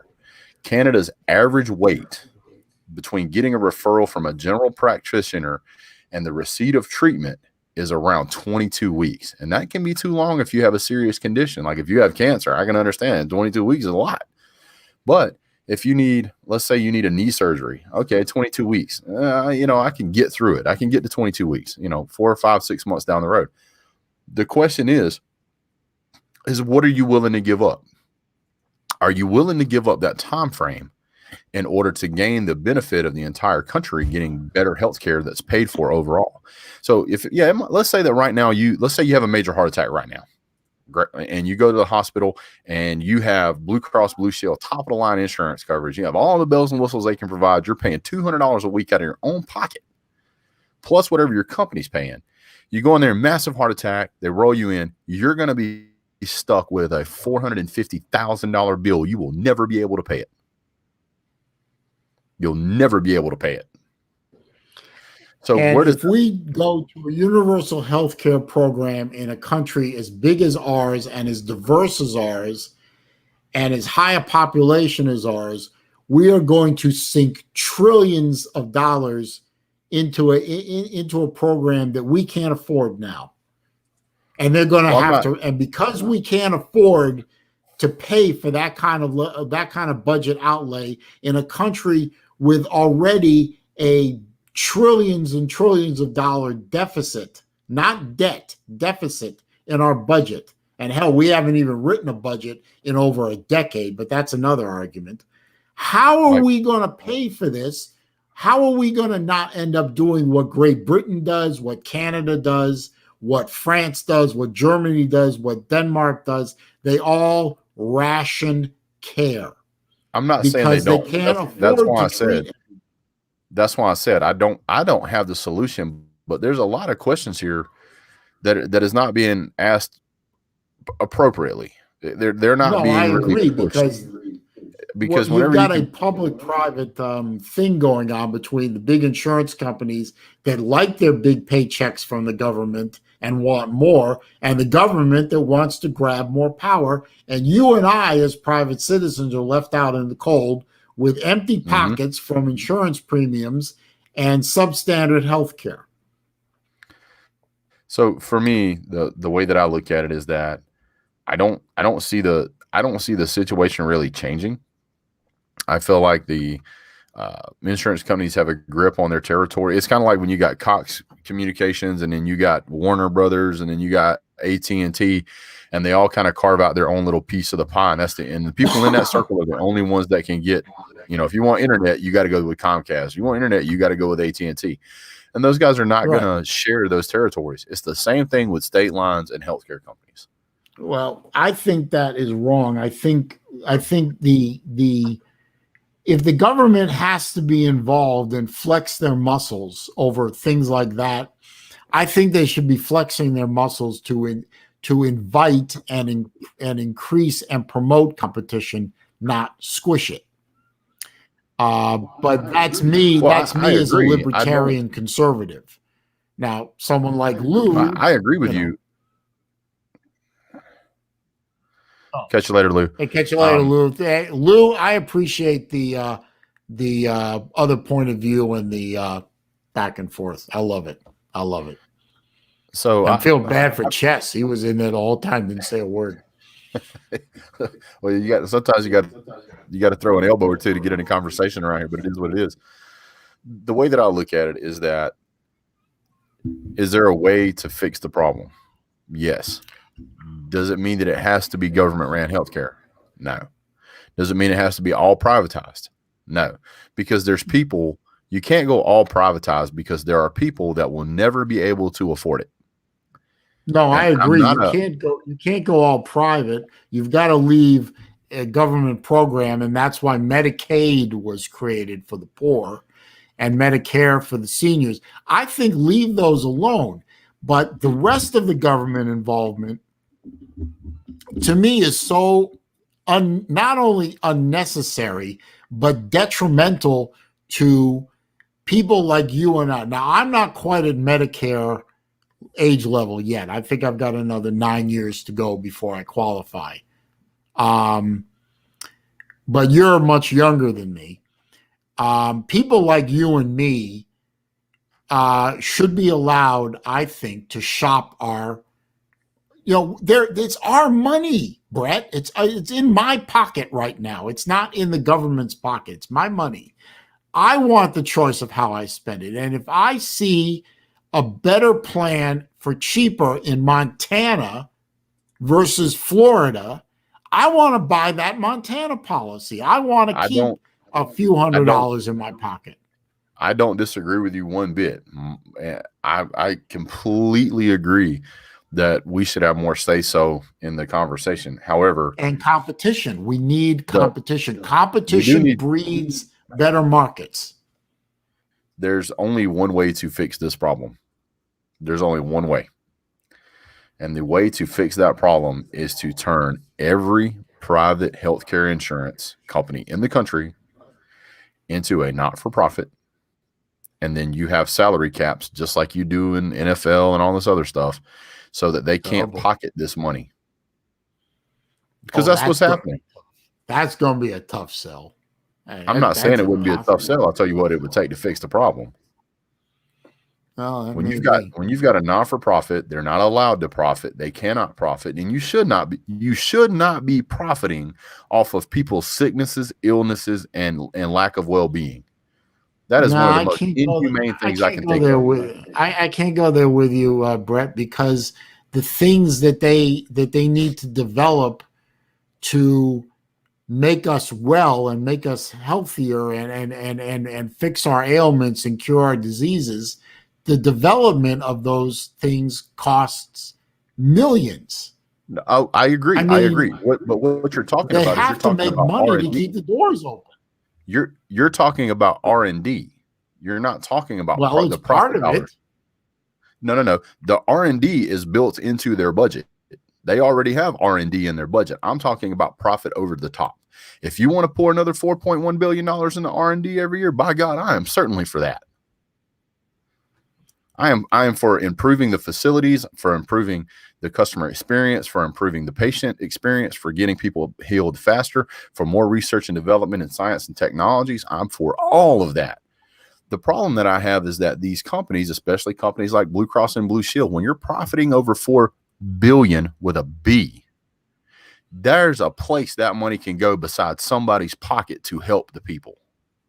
That's where I'm stuck at. I can agree with that part of the statement. I have no problem with companies, big, medium, or small, making as much money as they can, because that's the purpose of a business, is to make money. So I have no problem with profit. Now, I agree. Could those insurance companies? Now, a lot of pharmaceutical companies have programs now. They've had them for a while, because somebody in here earlier was complaining about pharmaceuticals making a lot of money and so on. A lot of them have programs now where they have they subsidize or even give away medications to people who qualify, and they set their own criteria for that. Maybe something along those lines, that these insurance companies can take some of the profits that they make. If you think that's an opinion statement of whether you think the profits are excessive or not, but maybe they should take some of that profit and give it back, or put it back, or subsidize people. Let's be fair. Because I want to be fair, and I have no problem with a business, with somebody wanting to make money, somebody wanting to be profitable. I understand going into business to make money. Totally 100% get the capital side of it. I'm a capitalist myself. I believe if you want to make money, you should be able to make money. It should be your money, and by goodness, go do it. However, one of the things that I kind of draw the line at on what you can make $4 billion off of is the sickness of people. That doesn't seem right to me. Somebody is sick, dead, or dying. From a certain standpoint, I understand exactly where you're coming from. It's unseemly to profit off of the suffering of others, or off of the illness of others. I see where you're coming from. And from a certain point of what? Uncle Lou said Chesal made some excellent points. Oh, well, he did his part, but I don't have a problem with them making money. I don't have a problem with it. It may seem unseemly. I don't necessarily have a problem with them making some money. I get that, but here's the thing, right? So let's be realistic. I didn't choose to have a heart attack, and there's people that they live an all vegan diet. They eat Mediterranean. They exercise 5 times a day. They drink nothing but water and prune juice, and they live the perfect, healthy life. And they still have a heart attack, or a brain aneurysm, or a stroke, or get a blood clot on their lung. It still happens. Why should those people, because they want to live, somebody calls 911, they rush them into the ER. Oh, got to have emergency brain surgery to get rid of this aneurysm or whatever. And then the next thing you know, this guy wakes up a week and a half later, doesn't know what's happened. Oh, by the way, the rest of your life is ruined. You've got $1 million medical bill. How's that fair? How's that right? Oh, because they need the money. They don't need the damn money. They made $4 billion last year. You see what I mean? But now you're getting into this thing about, who needs what. I mean, I hate that argument. I mean, you don't need that much money. You don't need to make that much profit. Well, who are you or I or anybody to say that they don't need to make that much money? The guy who loses, that's not just a slippery slope. That's a slippery vertical drop. I mean, I don't like that kind of discussion, because it goes against everything I believe in. So I think companies should make as much money as they can. I agree, but let me ask you a question. What is the difference? What is the difference between somebody walking out there and sticking a gun in somebody's face and robbing them and running off and this? What's the difference? One's illegal and one isn't. So why is it not possible to make the other one illegal? Do you understand what I'm saying? What you're talking about now, but you're making a moral argument about well, I'm just trying to be fair. Where do laws come from? Well, most of them come from moral arguments. Okay. So now you're wanting to limit or eliminate the profit, the profit that a company makes, simply because it disturbed you that they make money off of what they do. See, that bothers me. I think you sound disturbed about it. I think any society in general has an obligation to look out for the general well-being and welfare of its people. Yes, I'll agree with that statement. I think that if you could determine that, I don't know, somebody comes in and they steal your house from under you through fraud. All right, that's illegal because we want to protect people from that from happening. Identity theft is illegal because we want to protect people from that from happening. But as of right now, it is 100% legal. And by the way, you can check this out. It is 100% legal in some states that if you find an abandoned house and you can live in it for a year, it's your house. No, I've heard of that. I forgot the exact phraseology of what that is, but I've heard of this. Yes, it's legal. There's tons and tons and tons of laws out there against things that are illegal and immoral. That's immoral. Obviously, if it's against the law, it's illegal. But if you have, just because it's not against the law doesn't make it wrong. See, there just hasn't been a law written for that yet, because there was never laws about airplanes before they had airplanes. Then airplanes come along, all of a sudden we got to have laws for airplanes.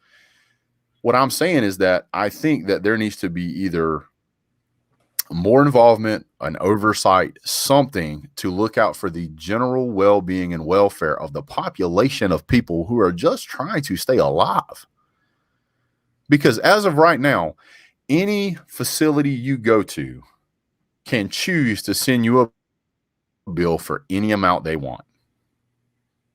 Right. There is no regulation. There is no oversight. There is plenty of regulation, Brett. There's plenty of for things like yes. But if they decide they wanted to charge you $750,000 for a triple bypass instead of $600,000 for a triple bypass, they can do so. The only caveat is that, and you have to call them on it, is if a hospital tries to charge you a different amount than what they charge for Medicare or Medicaid, they can't do that if they are listed as a non-for-profit. That already exists. So, well, if it already exists, if that law already exists, then in the state of South Carolina, whenever we had our third child, they sent us a bill after insurance covered everything, and it was like $14,000. This after insurance. I had Blue Cross and Blue Shield. Mm-hmm. Wasn't a complicated, mom didn't code, baby didn't code, none of that stuff. It was a relatively uneventful experience. As a matter of fact, it was accelerated, and my wife had the baby in about an hour. So it was kind of an in and out. We were out of the hospital in just over 24 hours because they required a 24-hour stay. We ended up with a $14,000 bill. And I'm like, how in the heck am I ever going to pay this? So I started doing my research. Come to find out, that particular hospital is listed as a non-for-profit. So I had to call them and have them send me an itemized list with all of the coding, little profile codes on it, so that I could do my research. There's a site, there's a website online. You can go research all of those codes. It will tell you how much Medicare, Medicaid pays for each one. Right, I've been there. And you cross out whatever number that they have. Yep, you can cross out whatever number they have, and then you write down the Medicare, Medicaid number. After I did that, I drove down there. I met with their people, and they told me, "Oh yeah, that's actually yes, we do that." And I ended up paying, you ready for this? $4,200. Which is normal, rather than $14,000. Mm-hmm. These hospitals I don't know how this happened in your particular example. I don't. I have no answer for that. I do know that hospitals and medical offices are regulated already by the state and by the federal, and depending on the hospital and the medical office, by the federal level as well, as to how much they can charge for procedures. I don't know how you're going to make that even more strict without introducing more government into the process. And you're talking about introducing more government into a process, the same government that can't reliably deliver mail on time. And now you want them to be even more involved in medicine. I'm not disagreeing. I'm not disagreeing that what you're saying is incorrect. What I am saying is that the current system we have now doesn't take care of the people. I don't believe a full-blown government system would take care of the people either. I believe that we have to find another solution. I don't know what that solution is. I know another solution. It's called competition. Look, medical facilities need money to run, right?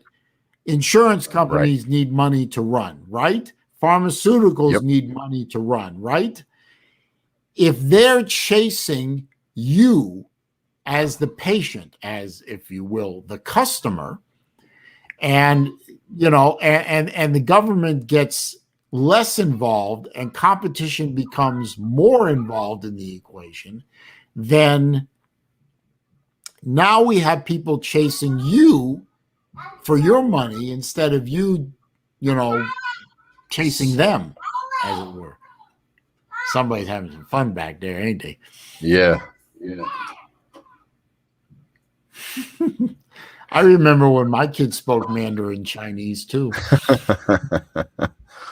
Anyway, he's yelling that from yelling that from the top of the staircase. I'm late. I need to wrap this up, but okay. I hate to do that because it's a good topic, and I don't know how we got on it, but this is supposed to be watches and sports, not medical.